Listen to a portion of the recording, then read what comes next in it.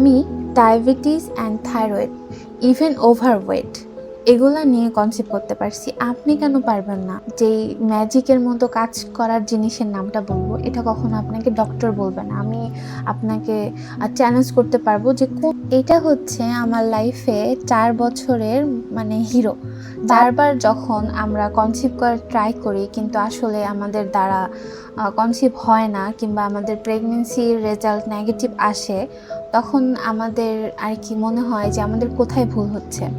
তো আমি আপনাদেরকে সেখানে একটা স্টেপের কথা বলবো, যে স্টেপ আপনি ফলো করলে যেই মাসে কনসিভ করতে চাচ্ছেন সেই মাসে কনসিভ করতে পারবেন। কারণ আমি আমার বিয়ের ৪ বছরে অনেকবার কনসিভ করার ট্রাই করছি কিন্তু পারিনি। অ্যান্ড একটা স্টেপের কথা বললাম না, সেই স্টেপটা ফলো করে আমি কনসিভ করতে পারছি আলহামদুলিল্লাহ। এখন আমার প্রেগনেন্সি জার্নি ৫ মাস চলতেছে। ৪ বছরের মধ্যে আমি একবারও কনসিভ করতে পারিনি, একবারও আমার প্রেগনেন্সির আর কি পজিটিভ লাইন আসেনি। বাট এইটা আমি যেদিন ইউজ করছি সেদিন আমার মানে সেই মাসে আমি কনসিভ করি। তো এটা হচ্ছে ওভুলেশন কিট। আমরা কিন্তু ওভুলেশনের সাথে পরিচিত, আসলে কোন ডেট আমাদের ওভুলেশন হচ্ছে। তো আমিও এরকমই ছিলাম, বুঝতে পারতাম না। বাট এই জিনিসটা ইউজ করার পর আমি বুঝতে পারছি। এটা হচ্ছে আপনি ইউজ করবেন কীভাবে আমি সেটা বলি। আপনার পিরিয়ড যখন ভালো হয়ে যাবে, প্রথম ৩ দিন মানে ভালো হয়ে যাওয়ার যে প্রথম ৩ দিন, সেই ৩ দিন এটা টেস্ট না করে চতুর্থ দিন থেকে আপনি টেস্ট করতে পারেন। তো আমি এটা মানে আমার ৬ষ্ঠতম দিন মানে ৬তম দিন যেটা, সেখানে টেস্ট করছিলাম। আর টেস্ট করার পরেই আমি দেখি যে পজিটিভ, মানে এটা পজিটিভ আসছে। এটার পিছনে দেওয়া আছে কীভাবে পজিটিভ বুঝবেন। আর কি ওই সেম কাহিনী, ২ দাগ আসলে বা ২টা পিঙ্ক লাইন আসলেই আপনি বুঝতে পারবেন যে এটা পজিটিভ। এটা পজিটিভ মানে কিন্তু আবার প্রেগনেন্সি পজিটিভ না।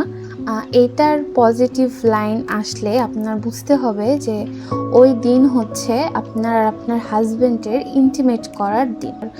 প্রেগনেন্সি মানে পজিটিভ আসার চান্স তাও তো ৯০% থাকবেই, এটা আমি বলতে পারি। আর আমি জাস্ট এটা একবার ইউজ করছি, ওই মাসে আমি আর কি রেজাল্ট পাইছি। তো অনেকে আবার ভুল করবেন যে এটা কি প্রেগনেন্সি কিট? না, এটা প্রেগনেন্সি কিট না, এটা আসলে ওভুলেশন কিট। আমি হচ্ছে আপনাকে খুলে দেখাই, খুলে দেখাইলে মনে হয় বেশি ভালো হবে।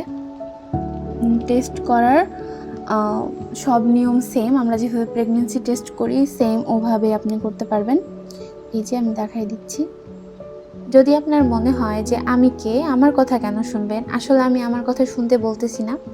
আমি আমার ৪ বছরে আমি অনেকবার ট্রাই করছি প্রেগনেন্ট হওয়ার বা কনসিভ করার, কিন্তু সে জায়গা থেকে আমি যেহেতু বারবার পারিনি, তো আমি চাচ্ছিলাম যে আমি কোন কাজটা এমন করলাম যেটা দিয়ে আমি পারলাম আর আপনারা পারতেছেন না, বা আপনারা হয়তো ব্যাপারটা জানেন কিনা, সেজন্য আমি জানাতে আসছি।